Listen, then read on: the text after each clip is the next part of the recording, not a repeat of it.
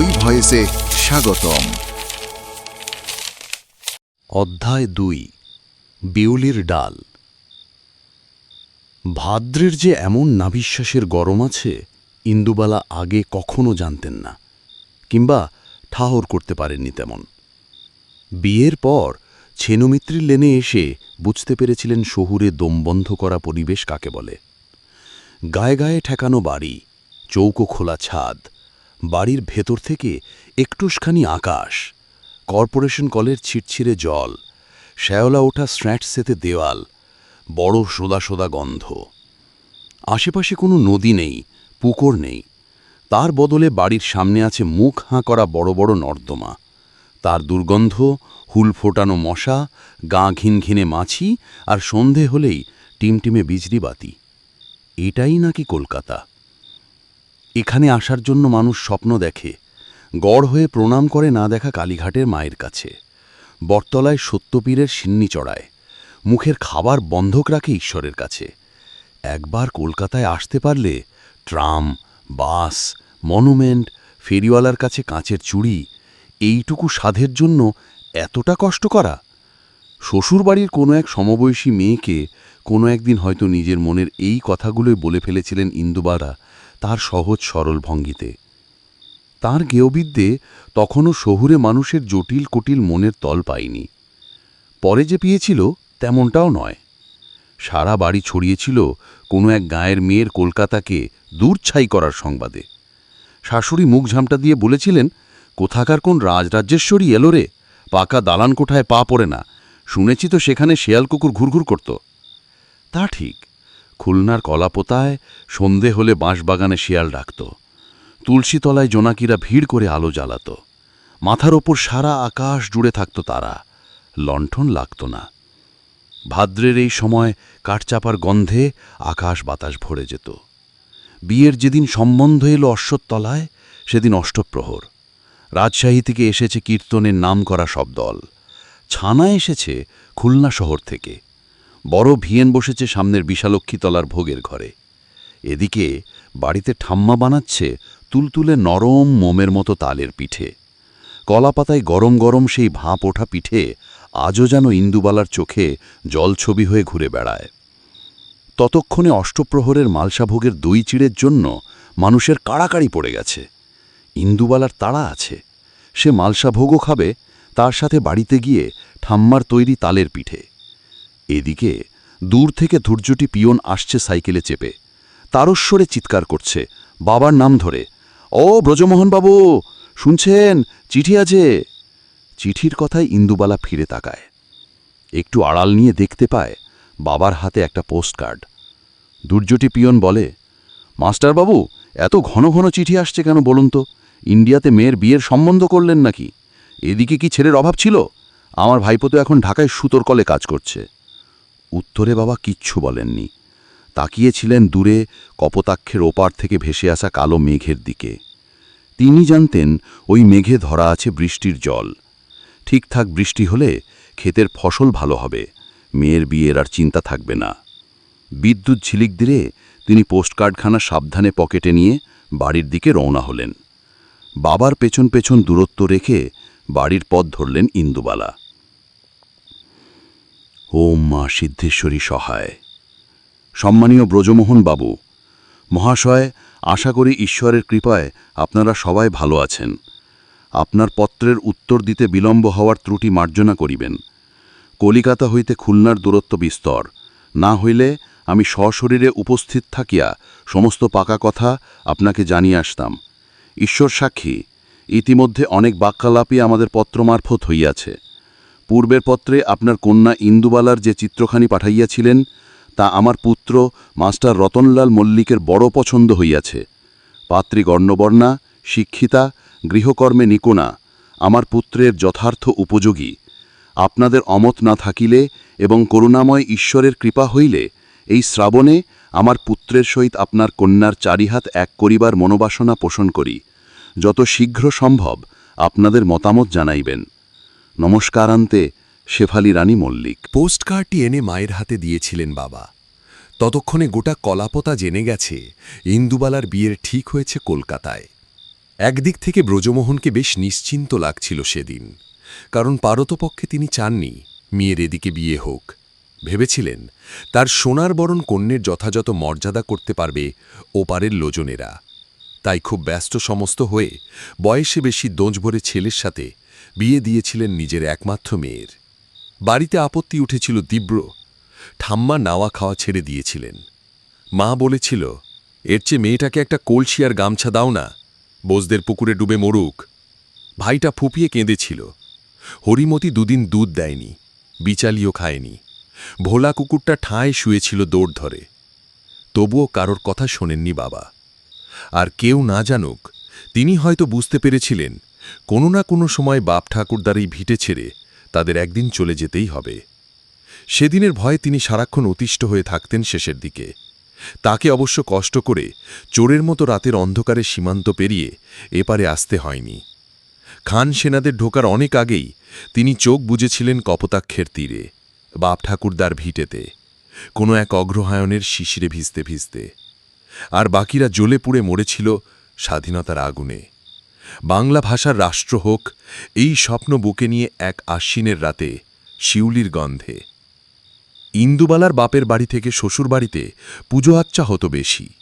শনি নামের যে এক দেবতা আছে, তার যে প্রত্যেক শনিবার পুজো হয়, ইন্দুবালা এখানে এসে তার কথা সঠিকভাবে জানতে পারেন। সেদিন বাড়িতে নিরামিষ, শাশুড়ি বউয়ের উপোস। সন্ধেবেলা বারের পুজো দিয়ে তার প্রসাদ উঠোনে দাঁড়িয়ে খেয়ে তবে উপোস ভাঙত। এছাড়াও শাশুড়ি ছেলের মতিগতি ফিরে আনার জন্য নানা মন্দিরে হত্যে দিতেন। পাঁজি ধরে ধরে করতেন নানা নিয়ম উপচার। পূর্ণিমায় রাধানমনের মন্দিরে দেওয়া হতো বাতাসার হরির লুট। অমাবস্যায় সিদ্ধেশ্বরীর মন্দিরে পোয়াটাক চাল ডালের অন্নভোগ। এইসব কর্মকাণ্ড তিনি একা কখনোই করতেন না। ছেলের নতুন বউকে সঙ্গে নিতেন, পাখি পড়ানোর মতো সব কিছু শেখাতেন, খুব কঠিন নিয়মে বেঁধে রাখতেন। ইন্দুবালার গ্রামে ষষ্ঠী, ওলাইচণ্ডী, পুণ্যিপুকুর ব্রতে এত অনুশাসন ছিল না। চাপড়া ষষ্ঠীতে কাঁঠাল পাতার ভেতরে গুড় আর কলা দিয়ে মাখা আটার সিন্নি খেতে দিব্যি আগত। বাড়িতে হতো খুদ চালের পায়েস। এইসব কথা শুনলে শ্বশুরবাড়ির লোকেরা হাসাহাসি করত, তাচ্ছিল্যের নামে অপমান করত। সেসব গা সাওয়া হয়ে গেছিল ততদিনে। পূর্ণিমা অমাবস্যায় তিথি নক্ষত্রের ফেরে ভালো দিনে ইন্দুবালাকে সঙ্গে নিয়ে মানুষে টানা রিকশায় গঙ্গাস্নানে যেতেন শাশুড়ি।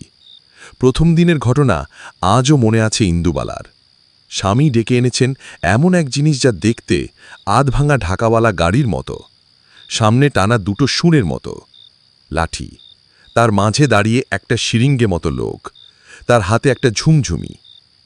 এরই বুঝি টানা রিকশা বলে। স্বামীর সঙ্গে কথা হয় না শাশুড়ির সামনে, তা ছিল নিয়মভঙ্গের সামিল। শাশুড়ি জবাব দেন, দেখেছ কখনো বাপের আমনে? না, ওঠো এবার। সেই বিষম বস্তুটায় উঠতে গিয়ে ইন্দুবালা কেঁদে ফেলেন আর কি। রিকশায় বসার সাথে সাথে রিকশা বুঝি উল্টে যায়। শাশুড়ি চিৎকার করে বলেছিলেন, বাঙাল মেয়ে কি সাঁধে বলি? রিফিউজি রক্ত যাবে কোথায়? আমারও যা কপাল। উঠতে বসতে ইন্দুবালাকে বাঙাল বলাটা এই বাড়ির রেওয়াজ ছিল। আর রিফিউজি তো তখন কলকাতার আকাশে বাতাসেই, কান পাতলেই শোনা যেত। শাশুড়ি ধরিয়ে দিয়েছিলেন বাঙাল শব্দটা, পরে বাড়ির লোকের অভ্যেসে পরিণত হয়। মানুষকে এভাবে যে সম্বোধন করা যায়, সেটা ইন্দুবালা এপারে না এলে বুঝতে পারতেন না কোনোদিনও। এমনকি গায়ে পড়ে অপমানটাও। অনেক ছোটবেলায় বাড়ির মাটির দাওয়ায় হেরিকেন জ্বালিয়ে এক সময় টোলে পড়ানো দাদু যখন কৃতদাসদের গল্প করতেন, তখন শিউরে উঠতেন ইন্দুবালা। সারা দিন কাজ করত মানুষগুলো, নাওয়া নেই, খাওয়া নেই, উঠতে বসতে মার, জাতের নামে অপমান, গায়ের রঙে অপমান, কাজ না পারলেই অন্ধকুটুরিতে বন্ধ করে রাখা। এক এক সময় ছেনু মিত্তির লেনের বাড়িটাকে অন্ধকুটুরি মনে হতো ইন্দুবালার। মনে পড়ে যেত সেই রাতগুলো। দাদুর গল্প বলার আসরের মাঝে ঠাম্মা এসে কড়া ধমক লাগাত, বাচ্চাগুলান রাত্রি ঘুমাবে সেই খেয়াল আছে তো? থামাও তোমার হাবিজাবি গল্প। ইন্দুবালা রাতে স্বপ্ন দেখতেন তিনি সেই কৃষ্ণকায় দাসের মতো পিচমোড়া করে বাঁধা আছেন, গায়ে লেখা কতগুলো সংখ্যা। প্রচণ্ড ভয় ভরে ঘুম ভেঙে গেলে ঠাম্মাকে পাশে খুঁজে পেতেন না ইন্দুবালা। ঝিরঝিরে বৃষ্টিতে উঠোন পেরিয়ে ঠাম্মা তখন গোয়াল ঘরে। হরিমতি দুধ দুইছেন, বাছুরকে আদর করছেন, বিচালি আর ভেলি গুড় না খেয়ে খাওয়াচ্ছেন। ঠাম্মার গা থেকে ভেসে আসছে খুলনার গন্ধ, কলাপতার গ্রাম। চোখ বন্ধ করে পড়ে থাকেন ইন্দুবালা। পাছে চোখ খুললে স্বপ্নটা যদি চলে যায়। 14 গোষ্ঠী ঘটির মাঝে কেন যে তার শাশুড়ি বাঙাল মেয়ে বউ করে নিয়ে এসেছিলেন, সেই সময় বুঝতে পারেননি ইন্দুবালা।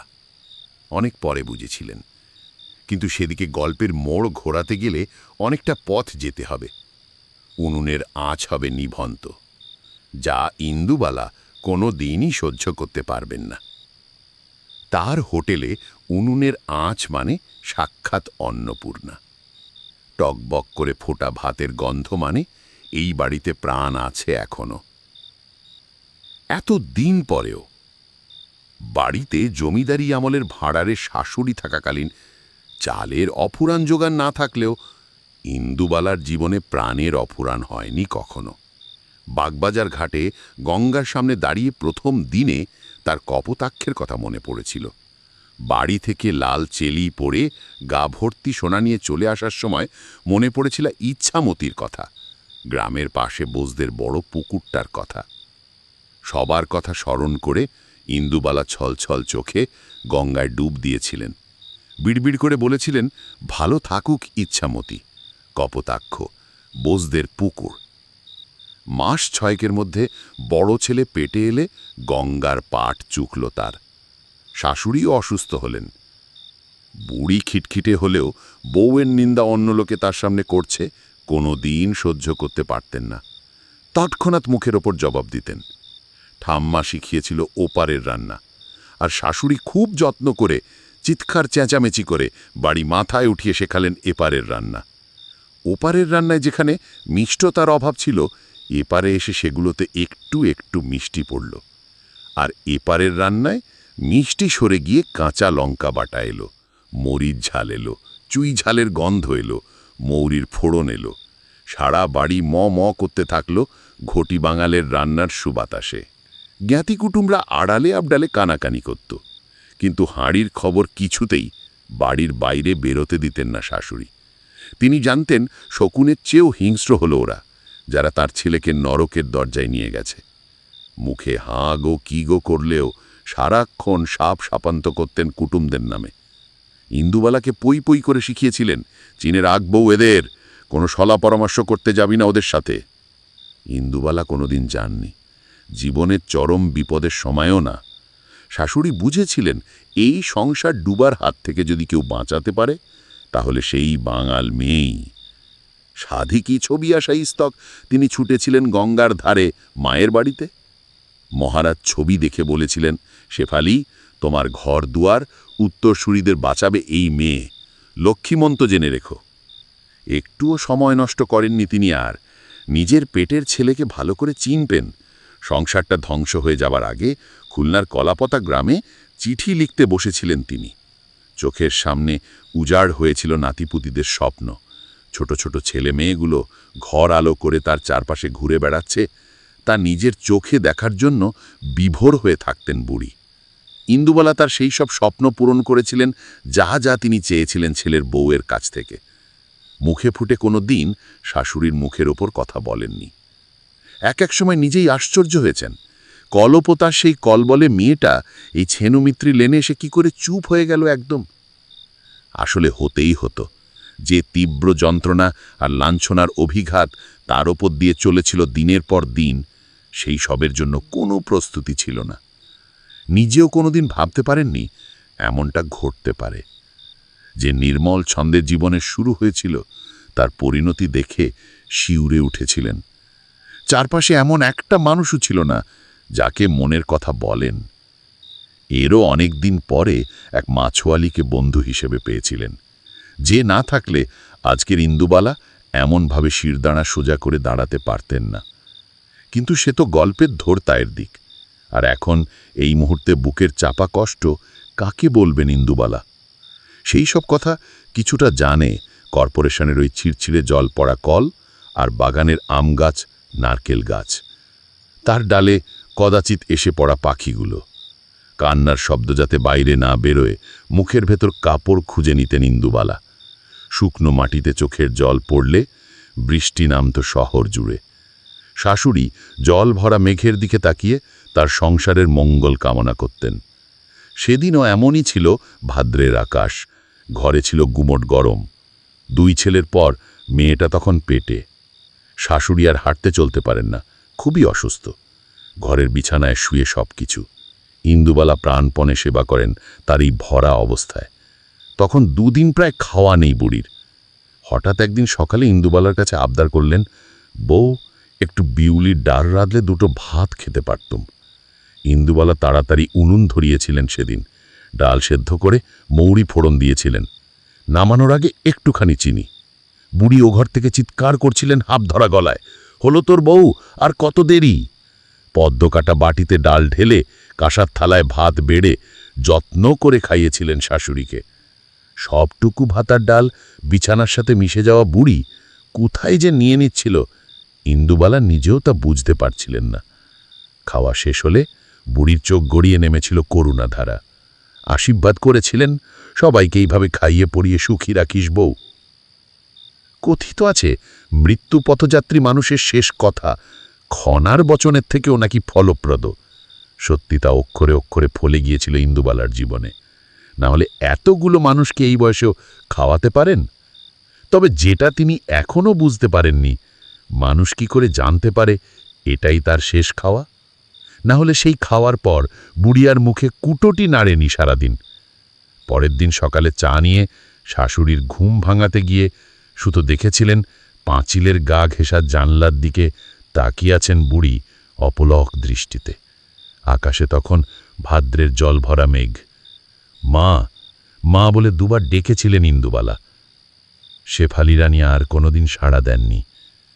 ছেনুমিত্রি লেনের অনেক পুরনো বাড়ির মতো ইতিহাস হয়ে রয়ে গেছেন মনের মণিকোঠায়। ধনঞ্জয় হাঁপাতে হাঁপাতে দোতলায় আসে। হড়বড় করে বলে যায় কথা। আমি কত বারণ করলাম, শুনুছি না আমার কথা। ওই ছেলেগুলান যে আরো মাথায় তুলুচি, তো এমন হউচি। ইন্দুবালা হেসে পারেন না।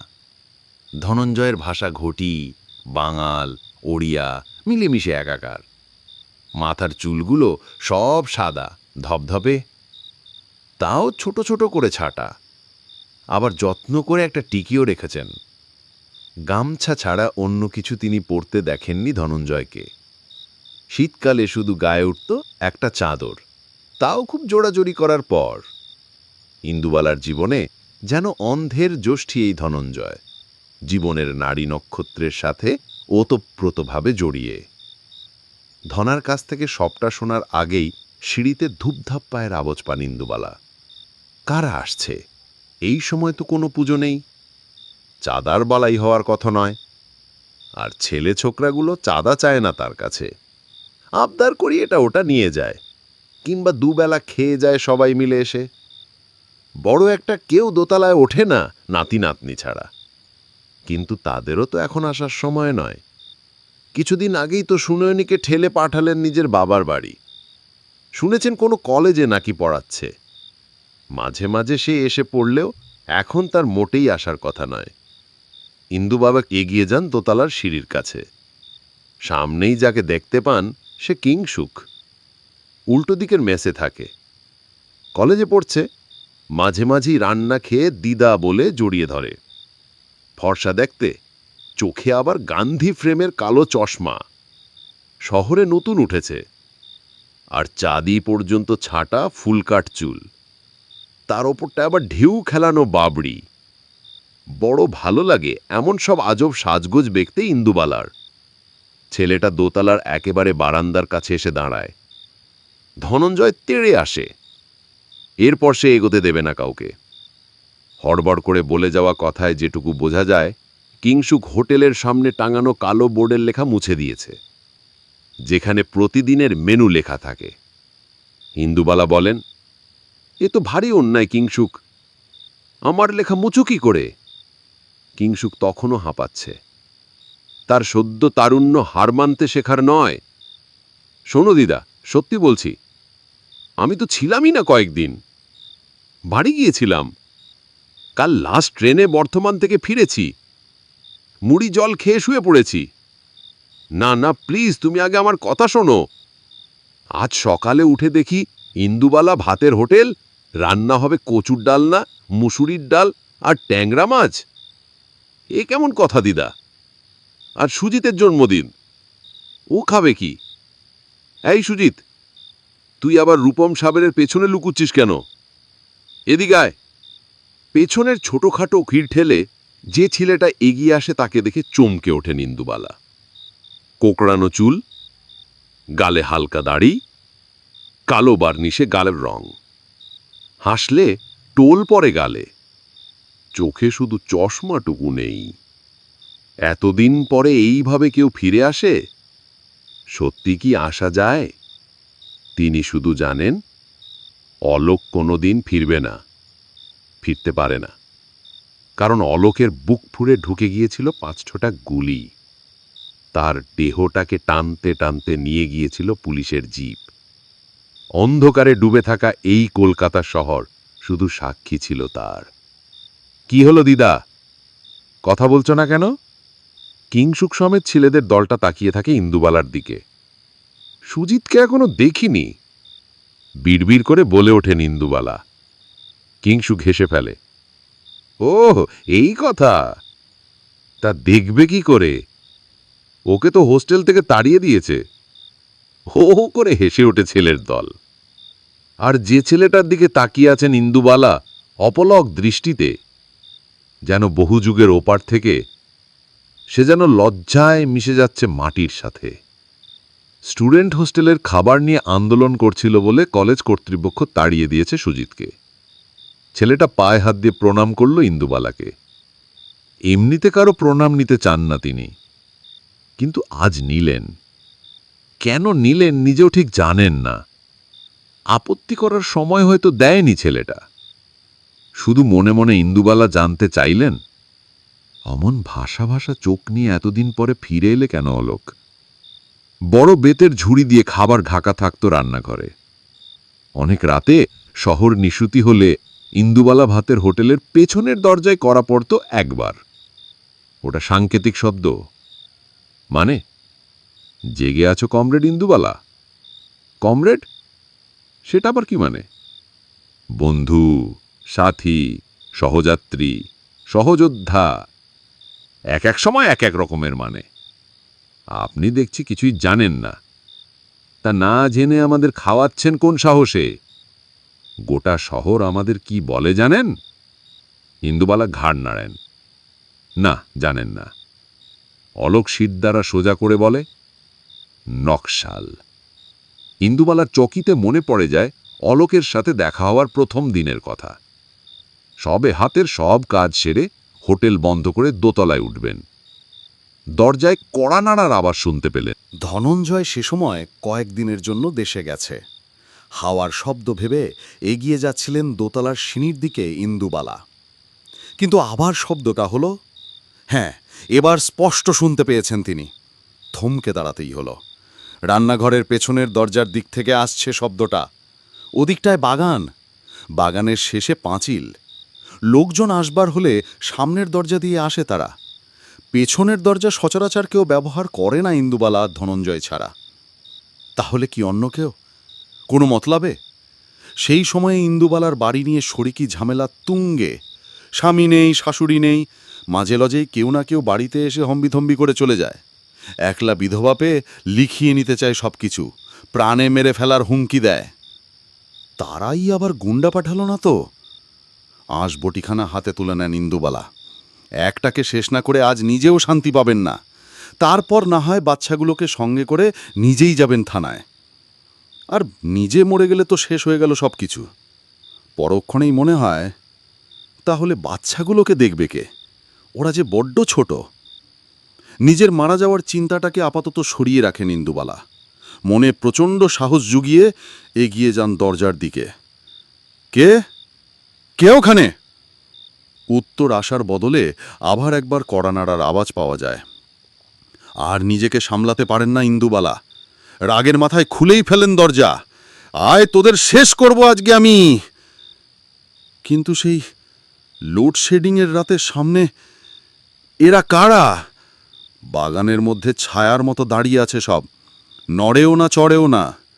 কুপিখানা তুলে ধরেন ইন্দুবালা, আর ঠিক তখনই উপলব্ধি করেন এরা তো গুন্ডা নয়, তার চারপাশে জ্ঞাতি কুটুমদের মতো সম্পত্তি লোভী কুলাঙ্গার নয়।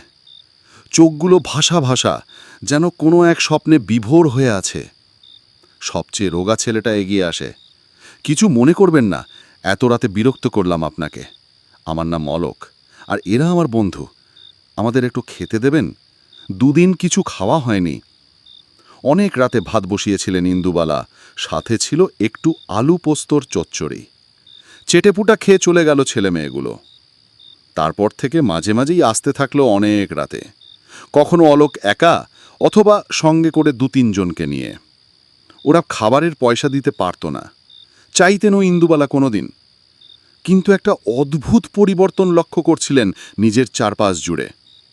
আর বদমায়েশ আত্মীয়রা তার ওপর খবরদারি দেখাতে আসত না। ভয় দেখাতে তো নয়ই, বরং তাকে দেখলে সরে পড়ত টুপটাপ। লক্ষ্মী কোথা থেকে খবর এনে দিল, আচ্ছা সে ওদের ডরা দিয়া মাঝি, তোর ওই ছেলে মেয়েগুলো, তুইও সাবধানে থাকিস, ওরা নকশাল আছে, কখন আবার পুলিশ আসে। কাঁটা দিয়ে উঠেছিল ইন্দুবালার গা। নকশাল? আজকেই তো কালেক্টর অফিসের কেরানিরা খেতে এসে কী সব ফিসফিস করে আলোচনা করছিল। কটা ছেলে মারা গেছে, গঙ্গার ঘাটে বোমা, সব নকশাল নকশাল, বিপ্লব করে দিন দুনিয়া পাল্টে দেবে। অলোক তাকিয়ে থাকি ইন্দুবালার দিকে। এইবার তো জেনে গেলেন আমরা কে, নিশ্চয়ই এর পরের বার থেকে আর দরজা খুলবেন না। ইন্দুবালা কি সেদিন কিছু বলতে পেরেছিলেন, নাকি তার চোখ ভারী হয়ে আসছিল জলে? মনে পড়ে যাচ্ছিল ভাইয়ের কথা। বাংলা ভাষার রাষ্ট্র গড়ার দাবিতে সেও তো তখন মুক্তিযোদ্ধা। অনেক দিন পরে লুকিয়ে বাড়িতে এসেছিল দুটো ভাত খাবে বলে। মাও সেদিন বেড়ে দিয়েছিল গরম ভাত। প্রথম গ্রাস মুখে তোলার আগেই বাড়িটা দাউ দাউ করে জ্বলে ওঠে। মাকে, ভাইকে কাউকেই বেরোতে দেয়নি খানসেনেরা ওই জ্বলন্ত কুণ্ড থেকে। মালাউন পুড়িয়ে পুণ্য করেছিল তারা। ভাই কি সেদিন চিৎকার করেছিল, নাকি সেই লেলিহান শিখার মধ্যে মাকে জড়িয়ে ধরে চুপ করে বসেছিল? মা কি তাকে সেদিন রাখালের পিঠে খাওয়ার গল্পটা বলছিল, নাকি ঘুম পাড়া নেয়া গান শোনাচ্ছিল সুর করে করে? এগুলো সেই পাগলাটের লোকটার কাছে জানা হয়নি সেদিন। জানতে পারেননি ইন্দুবালা। তার আগেই চলে গিয়েছিল সে। কোথায় কেউ জানে না। আমি কিন্তু আমার প্রশ্নের উত্তর পেলাম না কমরেড। ধরে নিচ্ছি আপনি আর চান না আমরা এখানে আসি। দরজার দিকে পা বাড়িয়েছিল অলোক। ইন্দুবালা অস্ফুটে বলেছিলেন, একদিন রাতে যখন দরজা ধাক্কিয়ে ভাত খেতে এসেছিলে, তখন তো জানতে চাইনি কিছু, আজ কেন জানাচ্ছ? মা বলতো, অতিথির কোনো পরিচয় হয় না, ধর্ম হয় না, তারা হন ঈশ্বর। তাকাতে পারেনি অলোক ইন্দুবালার দিকে, তার সাহস তার ছিল না। যদিও দুটো ঘোরেল পুলিশ ইন্সপেক্টর আর গোটা একটা গোয়েন্দা দপ্তরকে সে আদা জল খাইয়ে ঘোরাচ্ছিল সেই সময় কলকাতার রাস্তায়, অলিতে গলিতে। লালবাজারে একজন তাদেরও ওপরের লোক হাতে লোহার বেড়ি নিয়ে বসেছিলেন এইসব বেয়াদব ছেলেমেয়েদের কাছে নিজের সাদা কালো আমিকে চিনিয়ে দেবার জন্য। রাতের ঘুম কেড়ে নিয়েছিল তারা। এত সব দস্যিপনা করা ছেলেটা সেই নিশুতি রাতে এক সহজ সরল ঘিও বাঙাল বিধবার কথার পিঠে কথা জুড়তে পারেনি। শুধু বিড়বিড় করেছিল, ঈশ্বরে আমি বিশ্বাস করি না কমরেড, কিন্তু আপনারা থাকুন, আপনারা থাকলে আমরা থাকব। অনেক রাত পর্যন্ত কান পেতে থাকতেন ইন্দুবালা। অপেক্ষা করতেন অলোকের জন্য, তার সঙ্গীদের জন্য।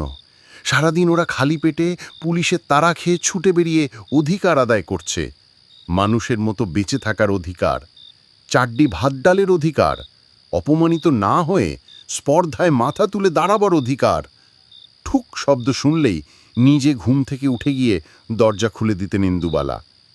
ছেলেটা 7 দিনের ভাত একদিনে খেয়ে কোথায় যে কাঁধে ব্যাগ ঝুলিয়ে চলে যেত কে জানে। মজা করে ইন্দুবালা তার একটা ছদ্ম নাম দিয়েছিলেন, প্যাঁচা। প্যাঁচার জন্য রোজ ভাত বাড়া থাকত, কিন্তু প্যাঁচা রোজ আসতো না, তার আসা সম্ভব ছিল না।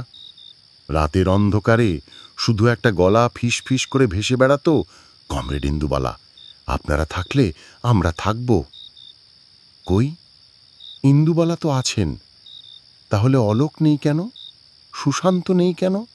গোরা নেই কেন? কৃষ্ণা নেই কেন? প্যাচার দলটা যে আর ভাত খেতে আসেনি কোনো দিন। এরও অনেক পরে শুনেছিলেন বরানগর ঘাকে পিচ আর ব্লিচিং দিয়ে ঢেকে দেওয়া হয়েছিল রক্ত। অলোকের দেহটা দুবার নড়ে উঠে স্থির হয়ে গিয়েছিল সেদিন। চোখ দুটো খোলা ছিল আকাশের দিকে। তারায় ভরা আকাশ দেখছিল কি অলোক, নাকি বৃষ্টি পড়ছিল সেদিন শহর জুড়ে? ধুয়ে যাচ্ছিল রক্ত, মিশে যাচ্ছিল গঙ্গার জলের সাথে, ভেসে চলছিল নিথর দেহগুলো ঢেউয়ের তালে তালে সপ্তডিঙার মতো, অজানা এক স্বপ্নে।